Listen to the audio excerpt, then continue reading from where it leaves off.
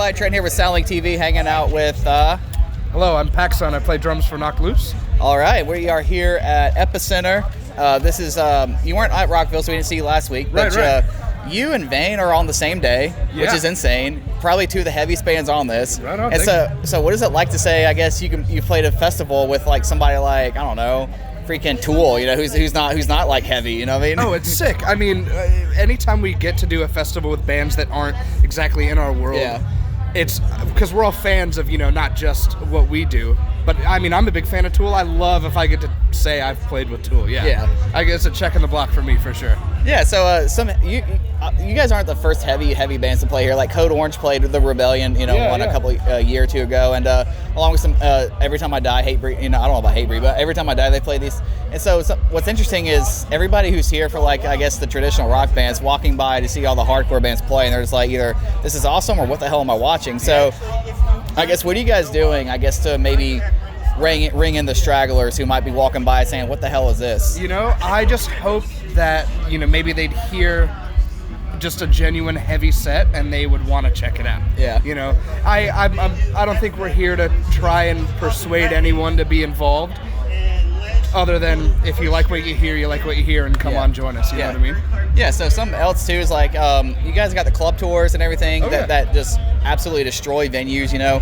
But then you come to festivals like this and it's kind of like different prep, different planning, different songs maybe, different set lists, different times. And so how do you prep for this festival with your band versus, you know, maybe like a club show? Because club shows, people come to see you. Here, you have the people come to see you, but like we just said, some people, you know, are just walking by. So Right.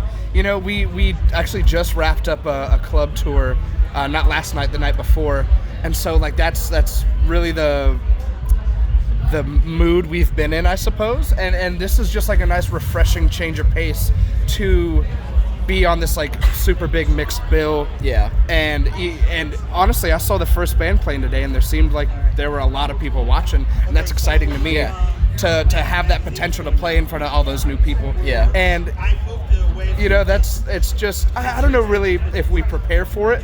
We just kind of dive into it and try and exist like it's a club show, even when it's not, you know? Something that's interesting is like, I don't think we've seen a band like Knocked Loose get this big, this fast in a long time, headlining over Terror and Acacia Strain and playing main stage at the festival on freaking Octane, I believe, with a new single. So how in the world does a band like you guys just catch that fire just like that? I mean, it's like as soon as you guys got signed, you know, Laugh Tracks came out, and then you guys were just on the way up, and that's sort of unheard of for like maybe like a hardcore band, you know what I mean? Whatever you guys want to call yourselves, you know, hardcore, metalcore, whatever. A band like you guys, it's not really mainstream, you know, appealing. You know, there's not, you know, it's not like made for radio, but here you guys are doing this stuff on this level. Like, what's this ride been like for you guys on one album? I couldn't tell you how it happened. Just something started working, and I'm thrilled to be on riding that wave. You know what I mean?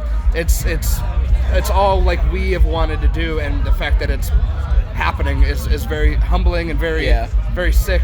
I couldn't tell you how it happened or what the method could be or what the formula could be, but it's honestly, as looking at it from outside, it's like wild to even see myself and my friends do what we're doing. Like, I'm thrilled to be here. It's wild for me as a fan because I remember seeing you guys at one of our local venues, Ground Zero in Spartanburg, South Carolina, with Greyhaven, and then again with Burials, and which all three of your bands are, you know, doing really well. Granted, you guys exploded faster than they did, but going to those like small shows where you guys were just a bunch of kids from Kentucky, you know what I mean, just playing these like tiny shows or whatever with like just some friends. I think that was your first tour, you know, that you did was with Greyhaven. I wasn't even in yet. Oh wow! So so like this, so this is that's like pre me. That was pre you. Okay. 2 tours before I joined. Even. Okay, so were you on the Burials tour? I was, yes. Okay, yeah. So like even then, it was sort of the same vibe, you know. It was like still newer band, no record, a lot of growth. Yeah, so that's just what's blowing my mind right now. Is like seeing you guys get all these opportunities, and now you guys are everywhere. So.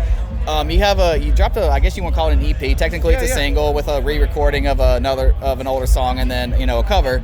So as far as like a new record, new EP of like, you know, pretty much original tracks, like when can we expect that? I couldn't tell you when, because honestly, it's just been a whirlwind of a year so far. But we have been working on a lot of new things, and just keep a lookout. Keep your eyes open. Now, everybody knows about the sophomore album being sort of like the make it or break it record and stuff, especially with the band. Like Paris was, you guys remind me a lot of Paris because they came out with a record in 2014. They released their next record, like 3 or 4 years later, and they got all their hype and success off that one record. You got Laugh Tracks came out in 2016, it's 2019. Yep. Is there any pressure for this new record or anything? Absolutely pressure. I feel like with every record there is some pressure to it, because you're following up the last thing you did, whether it flops, whether it does well. Yeah. It's still a follow up no matter what. And I have absolutely heard the term sophomore flop, but I gotta say I'm real proud of what we did. Okay.